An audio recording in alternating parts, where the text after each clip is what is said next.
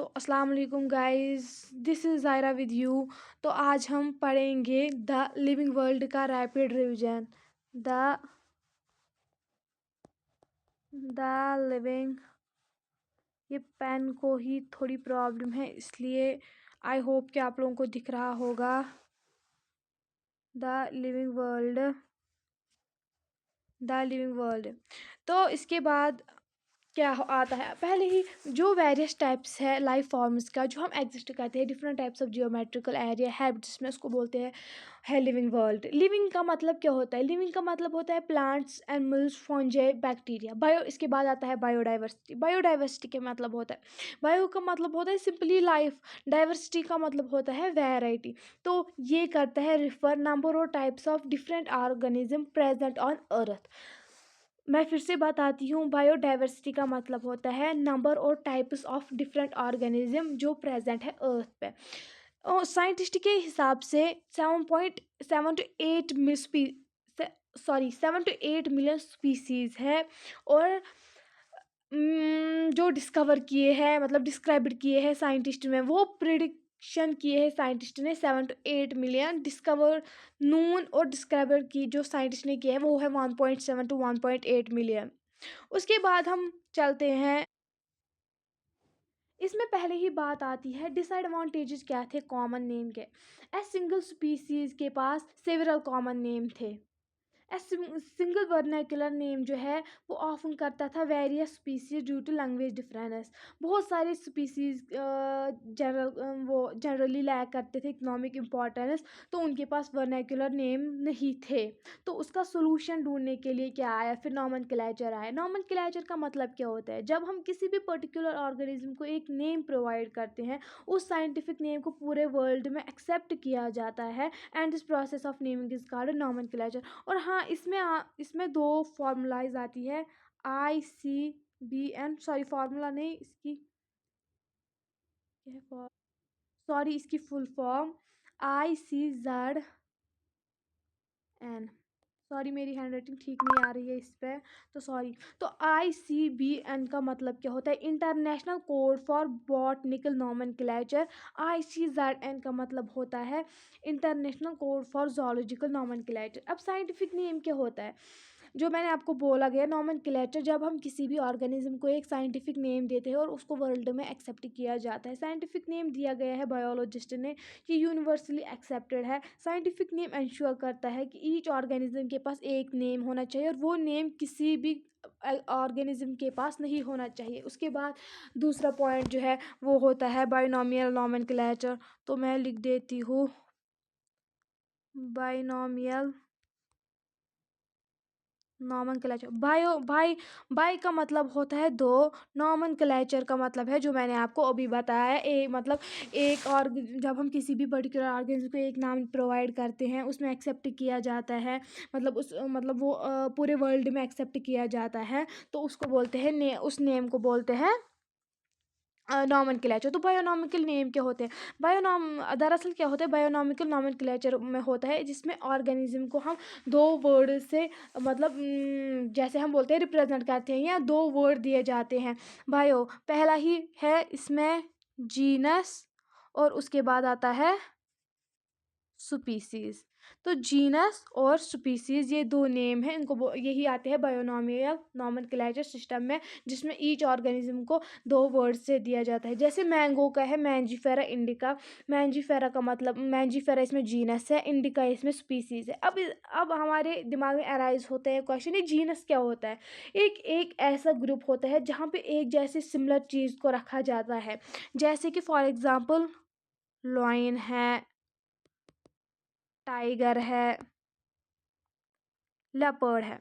इनके, आप लोगों को पता है इनका ये जो है जीनस जो है सबका सेम है। इसका भी पैंथरा, इसका भी पैंथरा, और इसका भी पैंथरा। आ गया समझ बायोनॉमियल नॉमेनक्लेचर सिस्टम क्या होता है। अब इसके बाद आता है रूल्स क्या है नॉमेनक्लेचर को। इसको लैटिनाइज, मतलब लैटिनाइज्ड करना है, इसको इटैलिक्स में लिखना है। फर्स्ट वर्ड होना चाहिए जीनस और सेकंड वर्ड होना चाहिए स्पीसी।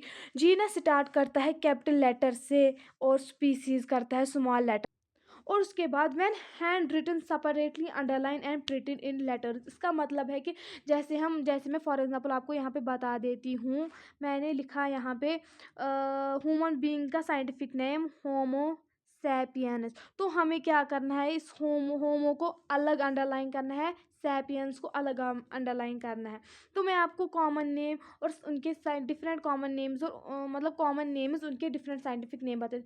ह्यूमन बीइंग का है होमो सैपियन, हाउस फ्लाई का है म्यूस्का डोमेस्टिका, मैंगो का है मैंजिफेरा इंडिका, वीट का है ट्राइटिशियम एस्टिवियम, राइस का है ओराइजा सेटाइवा।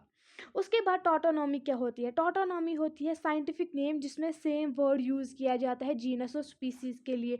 फॉर एग्जांपल मैं आप लोगों को यहाँ पे बताती हूँ एप्पल, इसमें दोनों को जीनस भी है मेलस और स्पीसी भी है मेलस, इसी को बोलते हैं टॉटोनॉमी। इसके बाद आता है टैक्सोनॉमी, इसमें हम टैक्सोनॉमी आप सिंपली ऐसे भी याद रख सकते हैं, ये ब्रांच ऑफ बायोलॉजी है जो डील करती है process of placing organism into correct taxonomic characters. Correct taxonomic characters में जब हम रखते हैं तो उसको बोलते हैं टैक्सोनॉमी। स्टेप्स क्या है टैक्सोनॉमी के, पहला है कैरेक्टराइजेशन, पहले एक ऑर्गेनिज्म कैरेक्टराइज देखने हैं, फिर उसको आइडेंटिफाई करना है, फिर उसको क्लासिफाई करना है और तो फिर उसको नाम देना है जिसको हम बोलते हैं नॉमेनक्लेचर। और टैक्सोनॉमी के दो टाइप्स है, क्लासिकल टैक्सोनॉमी और मॉडर्न टैक्सोनॉमी। क्लासिकल टैक्सोनॉमी जो है ये बेस्ड है मॉर्फोलॉजिकल एक्सटर्नल कैरेक्टर्स पे, मॉडर्न टैक्सोनॉमी बेस्ड है बोथ मॉर्फोलॉजिकल और इंटरनल कैरेक्टर्स पे। इसके बाद सिस्टमेटिक्स क्या होता है, जब हम टैक्सोनॉमी के साथ साथ एवोल्यूशनरी स्टडी भी करते हैं तो उसको बोलते हैं सिस्टमेटिक्स। उसके बाद आता है टैक्सोनॉमिक कैरेक्टर्स, ई स्टेप जो है क्लासिफिकेशन का वो रिप्रेजेंट करते हैं रैंक के कैटेगरी जिसको बोलते हैं टैक्सोनॉमिक कैटेगरी। ई स्टेप जो होता है क्लासिफिकेशन का वो रिप्रेजेंट करते हैं रैंक और कैटेगरी जिसको बोलते हैं टैक्सोनॉमिक कैटेगरी। आपको मैं एक सिंपल सा ये बताती हूँ जिससे आपको ये टैक्सोनॉमिक कैटेगरी याद रहेंगे। पहला ही है कीप, पॉट, क्लीन और फैमिली गेटस सिक। तो सॉरी तो उसके बाद कीप का मतलब होता है किंगडम, पी का मतलब होता है फाइलम, सी का मतलब होता है क्लास, ओ का मतलब होता है ऑर्डर, एफ का मतलब होता है फैमिली, जी का मतलब होता है gate. I am so sorry, I am really sorry कि मुझे पता है कि आप लोगों को मेरी हैंड राइटिंग से इरिटेशन हो रही होगी, पर मैं क्या ही कर सकती हूँ, ये पेन ही ऐसे ही लिखता है, वरना मेरी हैंड राइटिंग थोड़ी बहुत अच्छी है। सिक का मतलब है स्पीसीज, तो आ गई समझ। इसके बाद आता है टैक्सोनॉमिक हायरार्की, ये एक टर्म है जो टैक्सोनॉमिक कैटेगरीज को ascending order from species to kingdom, बराबर स्पीसीज से लेकर किंगडम तक जो भी असेंडिंग ये है असेंडिंग ऑर्डर है इनका, उसको बोलते हैं टैक्सोनॉमिक हायरार्की। इसकी थोड़ी इंपॉर्टेंस भी है, क्या है, जब हम नीचे से ऊपर जाते हैं तो कैरेक्टर जो है डिक्रीज होते हैं, जितना ज़्यादा कम टैक्सा होगा उतना ज़्यादा कैरेक्टरिस्टिक्स होगी। और मैं आपको एक चीज़ भूल गई बोलना, एक टर्म आती है इसमें टैक्सॉन। अब इस टैक्सॉन का मतलब क्या है, ये ग्रुप ऑफ लिविंग ऑर्गेनिज्म है जिसको क्लासिफाई कर दिया जाता है टुगेदर।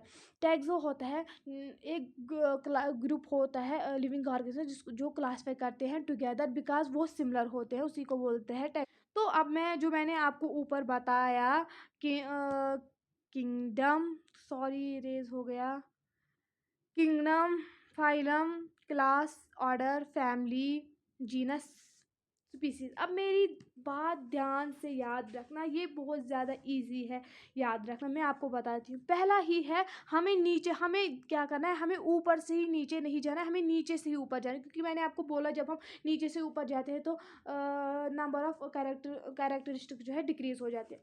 तो पहली स्पीसीज का मतलब क्या है, आप लोगों को पता ही होगा कि ये लोवेस्ट कैटेगरी है, ये बेसिक यूनिट है क्लासिफिकेशन का। इसको जो टर्म कॉइन की वो की जॉन रे ने, किसने की, वो की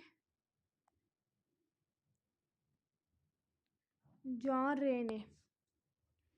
जीनस का मतलब क्या होता है? ग्रुप ऑफ रिलेट, ये स्पीसीज तो मैंने आपको बता दी। अब जीनस का मतलब क्या होता है? देखो देखो, जीनस के जीनस का मतलब क्या होता है? जीनस से पहले क्या आया?